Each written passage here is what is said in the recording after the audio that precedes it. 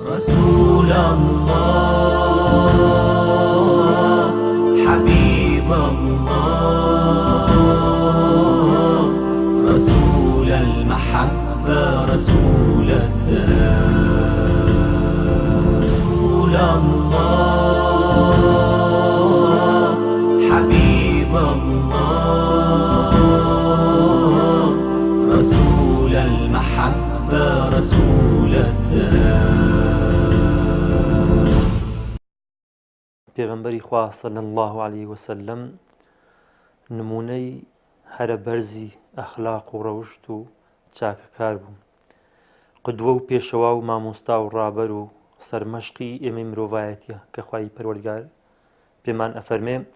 لقد كان لكم في رسول الله أسوة حسنة لمن كان يرجو الله واليوم الآخر وذكر الله كثيرا. بەڕاستی لە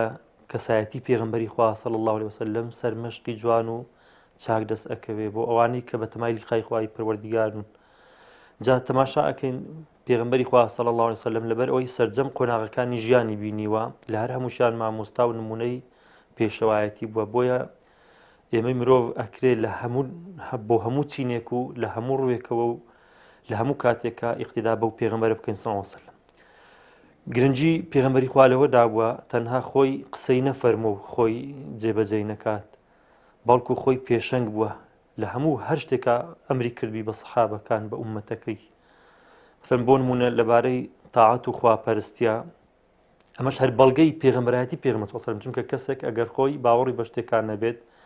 حاشا وەکو هەندێک لە دوژمنان و نەحەزان ئەگە مەبەست خەڵەتاندن بووایە، ئەگەر لە ناو خەڵکیش لەبەر چاوی خەڵک هەندێشتی بکربایە زۆر دەرفەت و فرسەتی بۆ ئەو گونجان کە خۆی هێندە مادینەکە. بەڵام تەماشا ئەکەین پێغەمبەر صلی الله عليه وسلم لە شەو نوێژە خوای گەورە لە قورئانە لەسەری واجب کردو، یعنی پێغەمبەر صلی الله عليه وسلم خۆی لەسەر خۆی ئامادە بوو هەموو شەوێک شەو نوێژی کردی لەسەر بۆ ئێمە سونەت بوو. بەڵام پێغەمبەر صلی الله عليه وسلم شەو نوێژ وەکو واجب لەسەر هیچ شەوێک بەبێ شەو نوێژ پێغەمبەری خوا صلی الله عليه وسلم نەنووسووە. تەنانەت ڕیوایەتێکەیە کە لە عائیشەیان پرسی وتیان بە حوکمی ئەوەی تۆ هاوسەری پێغەمبەری خوا بووی صلی الله عليه وسلم، پێمان بڵێ شتێکی عەجیبت لە ژیانی پێغەمبەر بینی صلی الله عليه وسلم. عایشەش دەستی بە گریان کرد و فەرمووی هەموو کاروباری پێغەمبەری خوا عەجیب و جێی سەر سوورمان بوو. فەرمووی ئەوەی من زۆر پێی کاریگەر بووم، شەوێک لە شەوان لە پێغەمبەری خوا نزیک بوومەوە، حەزم کرد لێی نزیک بم. پێغەمبەری خوا فەرمووی ڕوخسەت ئەدەی ئەو هەستمەوە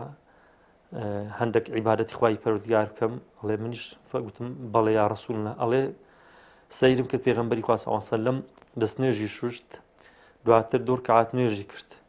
بە پێوە ئەوەندە قورئانی خوێن بە گریانەوە هەتا ڕیشی مبارەکی هەمووی تەڕ بوو. دواتر لە سوژدە دیسان هەر نەستایەوە لە سوژدە هەر ئەگریا،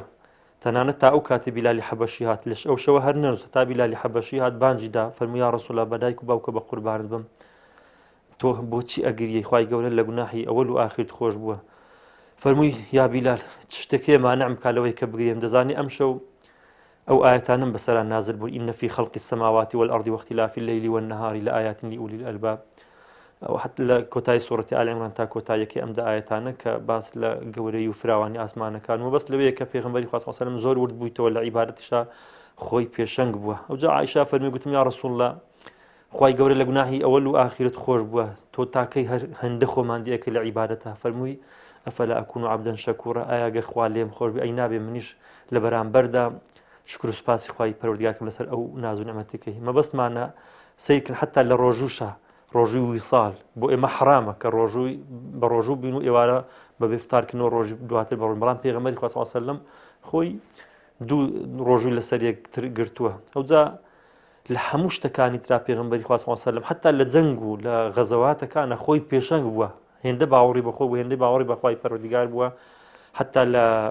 جەنگی حونەین سیرکن لەو کاتێک کە نزیکەی 12,000 سەحابە کە کەوتنە ناو کەمین و لە هەموو لاوە تیرباران کران،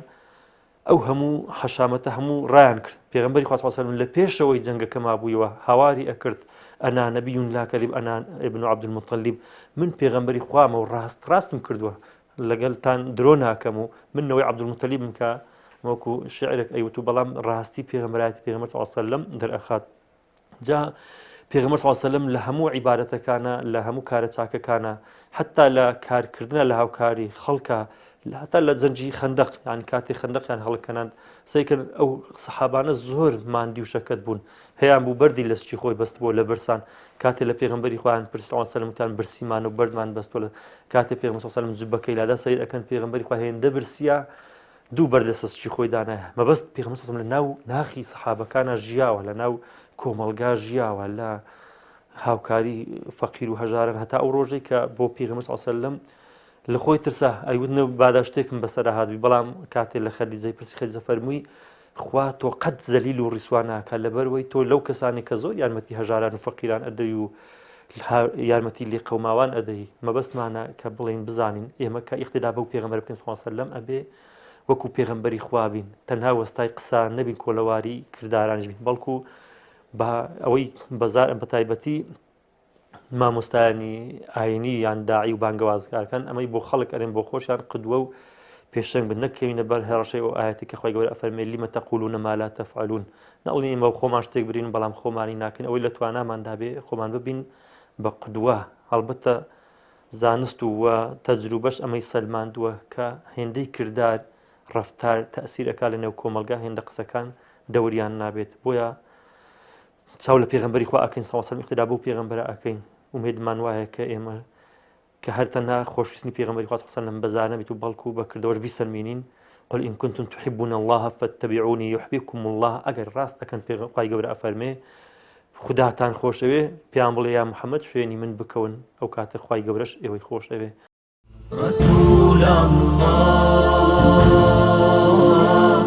حبيب الله رسول المحبة رسول السلام رسول الله حبيب الله